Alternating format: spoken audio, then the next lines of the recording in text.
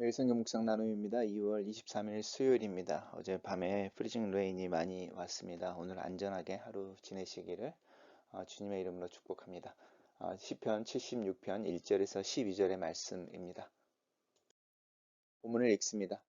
하나님은 유다에 알려주셨으며 그의 이름이 이스라엘에 크시도다. 그의 장막은 살렘에 있으며 그의 초소는 시온에 있도다. 거기에서 그가 화살과 방패와 칼과 전쟁을 없이 하셨도다. 주는 약탈한 산에서 영화로우시며 존귀하시도다. 마음이 강한 자도 가진 것을 빼앗기고 잠에 빠질 것이며 장사들도 모두 그들에게 도움 줄 손을 만날 수 없도다. 야곱의 하나님이여 주께서 꾸짖으심에 병거와 말들이 다 깊이 잠들었나이다. 주께서는 경외 받을 이시니 주께서 한번 노하실 때에 누가 주의 목전에 서리이까. 주께서 하늘에서 판결을 선포하심에 땅이 두려워 잠잠하였나니 곧 하나님이 땅의 모든 온유한 자를 구원하시려고 심판하러 일어나신 때에로다. 진실로 사람의 노여움이 주를 찬송하게 될 것이요 그 남은 노여움은 주께서 금하시리이다. 너희는 여호와 너희 하나님께 소원하고 갚으라. 사방에 있는 모든 사람도 마땅히 경외할 이에게 예물을 드릴지로다. 그가 고관들의 길을 꺾으시리니 그는 세상의 왕들에게 두려움이시로다. 오늘 본문은 세 개의 단락으로 나눠져 있습니다. 첫 번째 단락에서 시인은 하나님이 승리의 하나님이신 것을 이야기합니다. 하나님께서 유다에 알려주셨고 그의 이름이 이스라엘의 크시도다. 하나님의 권능이 또 하나님의 어떠하심이 그의 백성들에게 알려져 있는 부분들, 그리고 그의 장막의 처소를 이야기하시는 것이죠. 하나님의 집이 예루살렘인 거죠. 평화의 도시라고 하는 예루살렘에 있다. 그리고 다시 이제 그의 장막 처소를 다시 반복하면서 시온산이라고 하는 언덕에 하나님의 성전이 있는 것을 언급하고 있습니다. 거기에서 그가 화살과 방패와 칼과 전쟁을 없이 하셨도다 라고 말씀하시면서 노래하면서 이 살렘 시온산의 하나님의 다스림 가운데 평화가 있는 것을 노래하고 있습니다. 단락을 요약해 보겠습니다. 시인은 하나님께서 예루살렘에 거하시며 시온을 초소로 삼으시고 유다와 이스라엘에 그 이름을 알리시고 평화를 주신다고 노래한다, 이렇게 요약했습니다. 두 번째 단락입니다. 두 번째 단락에서 주는 약탈한 산에서 영화로우시며 존귀하시도다. 우리 첫 번째에서 이제 활과 또 방패와 창과 이제 이런 것들 다 없애시고 평화의 왕으로 임하고 계신 하나님을 노래했었는데, 그 평화가 유지되어진다라고 하는 부분들 속에 하나님의 대적들 또 하나님의 백성의 대적들에 대해서 하나님이 정복하셨다라는 이야기를 두 번째 단락에서 하고 있습니다.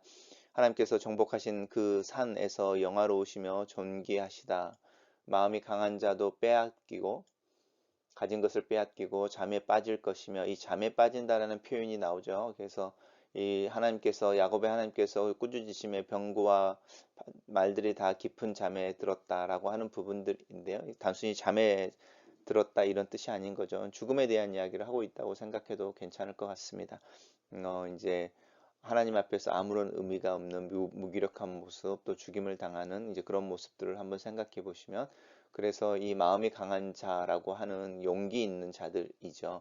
장사들이라고 하는 힘이 있는 사람들 또한 그들의 도움을 줄 손들을 만날 수 없다. 왜냐하면 하나님께서 일어나셔서 그들을 정복하시기 때문에 그렇습니다.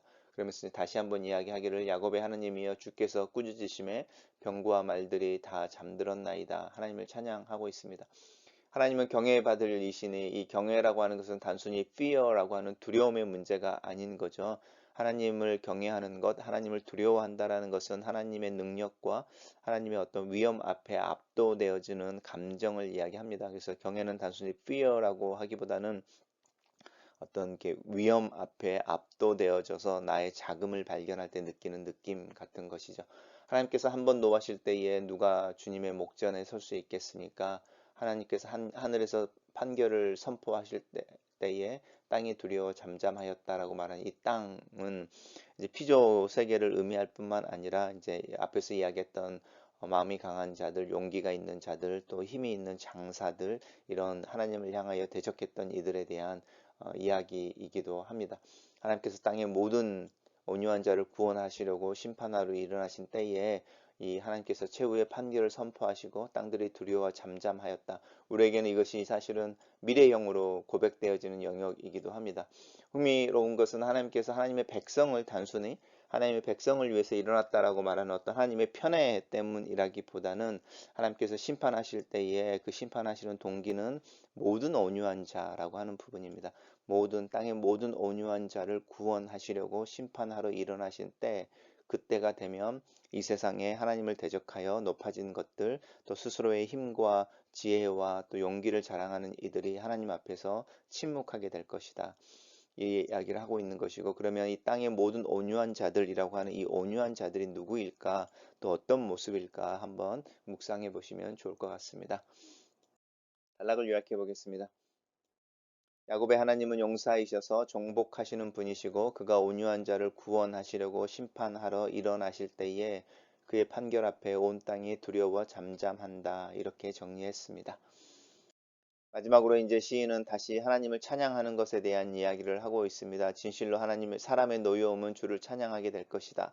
이 사람의 노여움이라고 하는 우리들의 어떤 의지, 또 우리가 우리 스스로 또 뭔가를 해보려고 하는 모습들, 또 우리 안에 있는 격정적인 욕망들, 이런 부분들이 없어지고 하나님 앞에 찬송하게 될 것입니다. 또한 악을 향하여 분노하고 있는 이들, 의로운 분노를 일으킨 이들, 그들이 하나님의 심판하시는 모습 속에서 우리의 힘으로 하는 것이 아니고 하나님께서 하시는구나 라고 인식하고 하나님을 찬양하게 될 것입니다. 그리고 그 남은 노여움이라고 하는 것은, 이것은 이제 하나님에게 친화적인 노여움이 아니죠. 오히려 하나님에게 대적하는 이들이 가지고 있는, 그래서 하나님에게 반항하고 하나님으로부터 숨는 자들의 노여움입니다. 그것은 하나님께서 금하게 되신다라고 하는 부분입니다. 너희는 여호와께 서원하고 갚으라. 그래서 하나님 앞에 신실하게 있으라는 뜻이고요. 또 하나님 앞에서 용기를 내 무슨 일을 시도해보고 또 그 일들에 최선을 다해라, 이렇게 이야기할 수도 있습니다. 사방에 모두 있는 사람들이라고 하는, 우리가 말하는 열방이라고 하는 이제 이거죠. 그래서 단순히 이스라엘 백성들이라고 하는 하나님의 사람들에게만 집중되어지는 것이 아니고 열방, 아니면 땅에 있는 모든 온유한 자를 구원하기 위해 일어나신, 이렇게 말하는 일반화되어지는 이제 사람들, 그리고 마땅히 경외할 이에게 예물을 드릴지어다 라고 하는 부분입니다. 그래서 하나님께서 고관들의 길을 꺾으시고 세상 사람들에게 두려움이시로다. 그래서 하나님을 두려워함으로 경건하고 또 의에 민감하고 사람들을 압제하기보다는 섬기고 또 공평과 공의의 삶을 살아야 된다, 이렇게 이야기하고 있고, 그 모습이 어쩌면 하나님을 찬양하고 예배하는 우리들의 모습일지도 모르겠습니다. 단락을 요약해 보겠습니다. 시인은 능력의 하나님 앞에서 소원을 갚으며 그에게 예물을 드리고 찬송을 부르는 것이 마땅하다고 노래한다, 이렇게 요약했습니다. 첫 번째 묵상 나눔입니다. 자기의 백성을 위해 전쟁에 나서는 하나님을 그려본다. 사자 같은 모습으로 적들을 깨뜨리시고 그의 백성들의 터전인 예루살렘을, 자신의 초소인 시온을 지켜내시는 모습을 상상해 본다. 이 어려운 시기에 우리 교우들, 믿는 자들, 그리스도의 몸된 교회를 지키시고 회복하시는 하나님의 일하심을 위해 기도하고 기대하게 된다.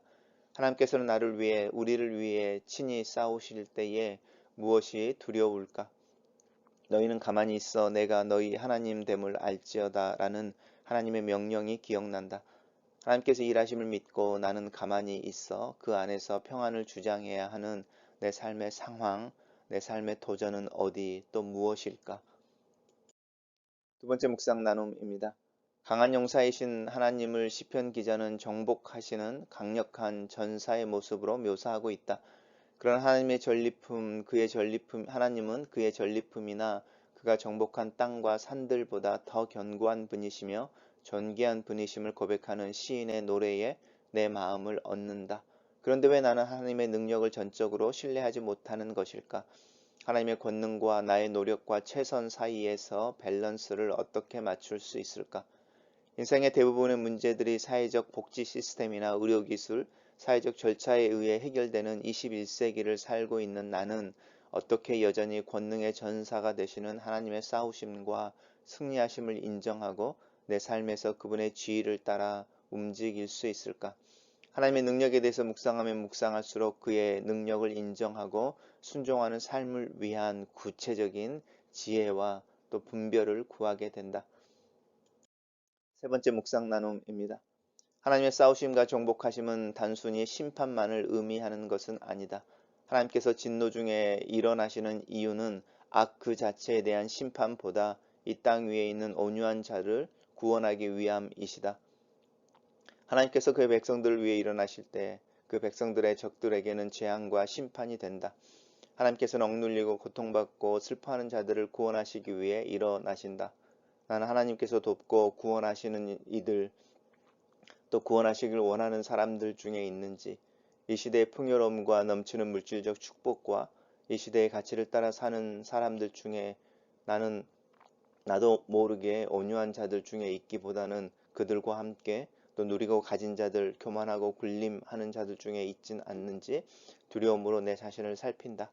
나는 진실로 하나님의 구원을 신뢰하고 그를 경외하며 충성과 찬양의 삶을 오늘 하루 살아내기를 기도한다. 글로 쓰는 기도입니다. 땅 위의 모든 온유한 자를 구원하시려고 심판하러 일어나시는 하나님의 때를 기다립니다. 하나님께서 권능의 주로 임하실 때 나 또한 하나님께서 돌보시고 구원하시려는 무리들 중에서 하나님을 보게 되기를 겸손한 마음으로 기도합니다. 내가 할 수 있는 일은 오늘 하루 신실하신 하나님을 신뢰하며 내 마음에서부터 하나님을 찬양하고 하나님 앞에 순종의 삶을 사는 것임을 믿습니다. 나를 도우셔서 나를 구원하신 하나님을 나의 구원이신 하나님을 의지하며 하나님의 은혜에 기대어 살게 도와주시옵소서. 하나님께서 안전하게 보호하시는 구역에서 하루를 살게 하시고 하나님의 손과 발이 되어 섬겨야 하며 입이 되어 위로하는 이들에게 다가갈 수 있는 넉넉한 믿음의 하루가 되도록 도와주시옵소서. 예수님 이름으로 기도합니다. 아멘.